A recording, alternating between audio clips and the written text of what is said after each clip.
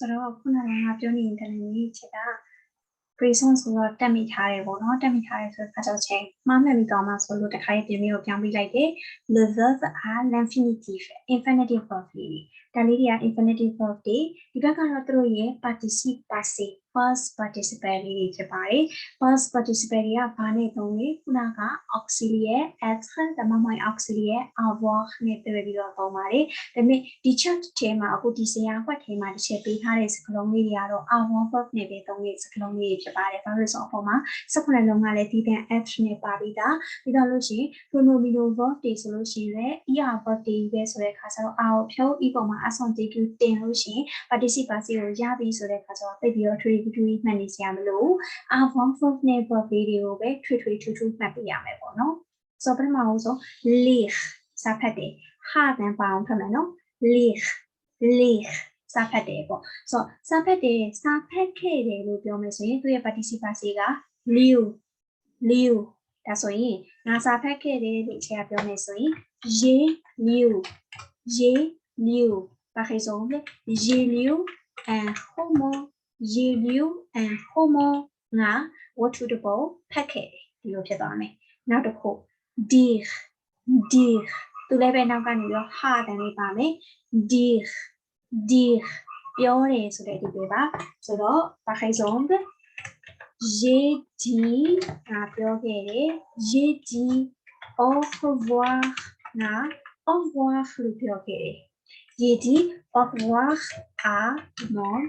ex par exemple ငါရဲ့ ex ကို au revoir လို့ပြောခဲ့တယ်ဒီလိုလေးသုံးရမယ်နော်ဆိုတော့မှတ်ထားတဲ့နော်နောက်တစ်ခုက savoir ဒီလိုသိတယ်ဆိုတဲ့အဓိပ္ပာယ်သိခဲ့တယ်ပြောမယ်ဆိုလို့ရှိရင်နော် j'ai su ငါသိခဲ့တယ် j'ai su par exemple j'ai su le nom de ce garçon အဲ့ဒီကောင်လေးရဲ့နာမည်ကိုငါသိခဲ့တယ်ဒီလိုဒီပဲမျိုးနဲ့သုံးချင်နေဆိုရင် j'ai su le nom de ce garçon ဒီလိုမျိုးလေးချက်ပြောလို့ရမယ် et ensuite devoir က must ဒါမှမဟုတ် have to ဒီလိုဒီပဲနဲ့သုံးလို့ရတယ်ဆိုတော့ I had to ဒီလိုမျိုး past tense နဲ့သုံးမယ်ဆိုရင်တော့ due လို့ချက်လို့သုံးမယ် second prefix လေးပါတယ်နော်သူရဲ့တန်ဖက်က due ကျတော့ဆီယာမ due ဆိုတဲ့ due တန်ဖက်နဲ့တူပါတယ် due အဲ့လိုမဟုတ်ဘဲနဲ့ due လို့ထွက်မိသွားတယ်ဆိုလို့ရှိရင်ကျွန်တော်ဒီarticle partitive လို့ခေါ်တဲ့ partitive articles တစ်ခုဖြစ်တဲ့ due ဆိုတဲ့စကားလုံးလေးဖြစ်သွားပါမယ် due ဒီစကားလုံးလေးဖြစ်သွားလိမ့်မယ်အခုက due ဒီလိုတန်လေးထွက်ပါမယ် par exemple ငါအရင်စူးစမ်းခဲ့ရတယ်ဒီလိုမျိုးပြောမယ်ဆိုရင်တော့ j'ai dû bien travailler က work စူးစမ်းတယ် bien ကကျတော့ဒီမှာဆိုရင် hard ဆိုတဲ့ဒီလိုမျိုးဖြစ်သွားမယ်ကောင်းစူးစမ်းခဲ့ရတယ်အရင်စူးစမ်းခဲ့ရတယ်ဒီလိုမျိုးလေးပြောချင်လို့ဆိုရင် j'ai dû bien travailler ဒီလိုလေးသုံးရမယ်နောက်တစ်ခု vouloir ကကျတော့ want ဆိုတဲ့ဒီပင်နဲ့သုံးပါတယ် want ဆိုတဲ့အခါကျတော့ voulu လို့ပြောင်းသွားပါတယ်သူရဲ့ tense လေးကကျတော့ voulu par exemple j'ai voulu လိုချင်ခဲ့တယ် j'ai voulu un nouveau portable ငါဖုန်းအသစ်လိုချင်ခဲ့တယ် j'ai voulu un nouveau portable un nouveau portable j'ai voulu un nouveau portable ငါဖုန်းအသစ်လိုချင်ခဲ့တယ်နောက်တစ်ခု pouvoir ကကျတော့ can ဆိုတော့ could လို့ပြောမယ်ဆိုရင် ပြုလို့ဖြစ်သွားတယ် past tense အနေနဲ့သုံးမယ်ဆိုရင်တော့ပြုလို့ပြောင်းသွားမယ် par exemple j'ai pu faire cela ဆိုတဲ့အခါကျတော့ငါဒါကိုလုပ်နိုင်ခဲ့တယ်ဒီလိုလေးပဲဖြစ်သွားမယ် j'ai pu faire cela ဒီလိုလေးသုံးလို့ရမယ်နောက်တစ်ခု faire to do လုပ်တယ်ဆိုတော့မှာဆိုလို့ရှိရင် j'ai fait ငါလုပ်ခဲ့တယ် des devoirs အင်္စာရီလုပ်ခဲ့တယ် j'ai fait des devoirs အင်္စာရီလုပ်ခဲ့တယ်ဒီလိုလေးပြောလို့ရပါမယ်နောက်တစ်ခု avoir က have ရှိတယ်ဆိုတော့သူ့ရဲ့ဘဒုကကြတော့ you par exemple j'ai eu ငါမရှိခဲ့တယ် ရေယူမှာဆိုလို့ရှိရင်ပတ်စံနည်းနည်းပဲရှိခဲ့တယ်ရေယူ un peu d'argent ဒီလိုမျိုးလေးသုံးပါမယ်ရေယူ un peu d'argent အမှာပတ်စံနည်းနည်းပဲရှိခဲ့တယ်ဒီလိုမျိုးလေးနဲ့ပြောချင်တယ်ဆိုရင်ရေယူ un peu d'argent un peu d'argent ဒါဆိုရင်ပတ်စံနည်းနည်းပဲရှိခဲ့တယ်နောက်တစ်ခု été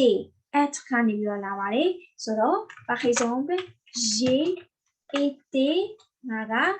ခြေက main လေးဆို heureuse ဒါနဲ့သုံးလိုက်ပါမယ် j'ai été heureuse j'ai été heureuse ငါပျော်ရွှင်ခဲ့တယ်ဒီလိုမျိုးလေးသုံးရမယ်နောက် écrire ဆိုတော့သူရဲ့ example ကိုကျတော့ခြေက j'ai écrit နဲ့သုံးပါမယ် j'ai écrit une lettre ငါ letter တစ်စောင်ရေးခဲ့တယ် par exemple à mon petit ami ငါရဲ့ boyfriend စီကို letter တစ်စောင်ရေးခဲ့တယ်ဒါတော့ဒီချိန်မှာမရေးတော့ပါဘူးဒါပေမဲ့လေဒီမှာရေးမယ်ဆိုတော့ဘယ်လိုရေးရမလဲဆိုတဲ့ဟာလေးသိအောင်ပေါ့နော် une lettre ဒီလိုမျိုးလေးသုံးမယ်ဒါမှမဟုတ်လို့ရှိရင်ဒီနေ့ခေတ်က text message တွေသုံးတာများတယ်ဆိုတော့ and texto ဒါလေးထည့်ပြီးတော့သုံးရပါတယ် j'ai écrit un texto à mon petit ami ဒါဆိုလို့ရှိရင် boyfriend စီကို text message တစ်စောင် SMS တစ်စောင်ရေးခဲ့တယ်ဆိုတဲ့အထိပဲဖြစ်သွားပါမယ်ဆိုတော့ဒီထိရမယ်လို့ထင်တယ်ဒီဟာရမယ်ဆိုရင်တော့ချက်ကအောက်ကိုဆက်ပြီးတော့သွားပါမယ်နော်ဒီပိုင်းလေးပါ entendre သူရဲ့အဓိပ္ပာယ်ကကြားတယ်ဆိုတဲ့အဓိပ္ပာယ်ပါငါကြားခဲ့တယ်အဲ့ဒါဆိုရင် j'ai entendu လို့သုံးပါမယ် j'ai entendu cette chanson ငါဒီတခြင်းကိုကြားခဲ့တယ်j'ai entendu cette chanson ဒီလိုလေးသုံးမယ်နောက်တစ်ခု attendre သူရဲ့ဘတ်တူက attendu j'ai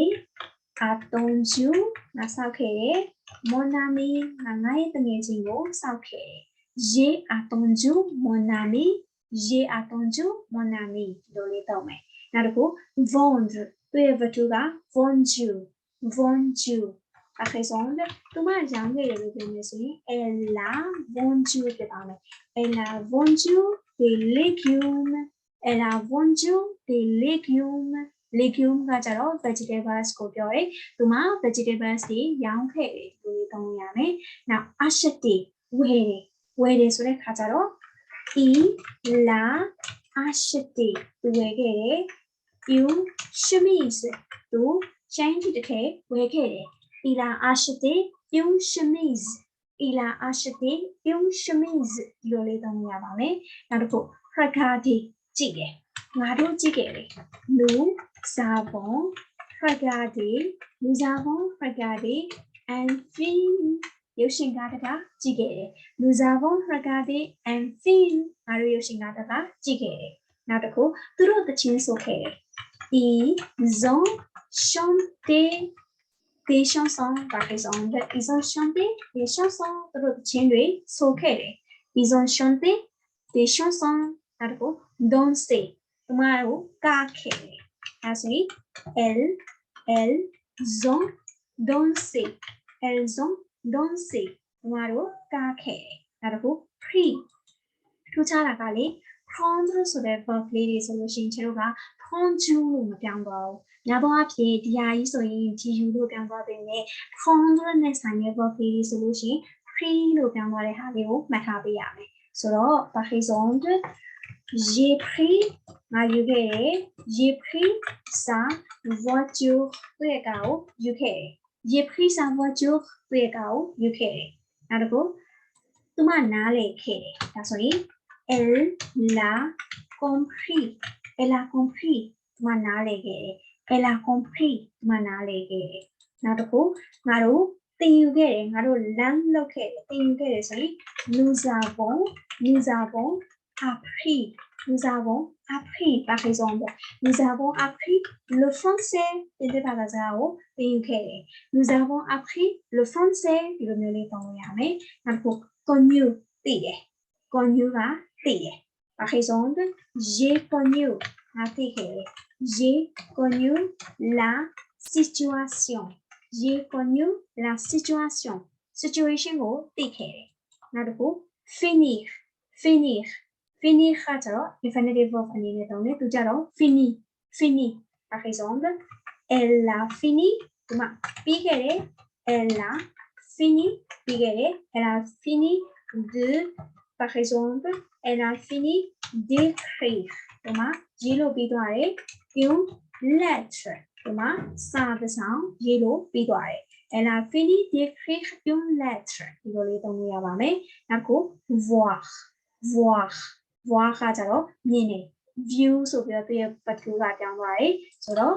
j'ai vu မြင်ခဲ့တယ် j'ai vu ce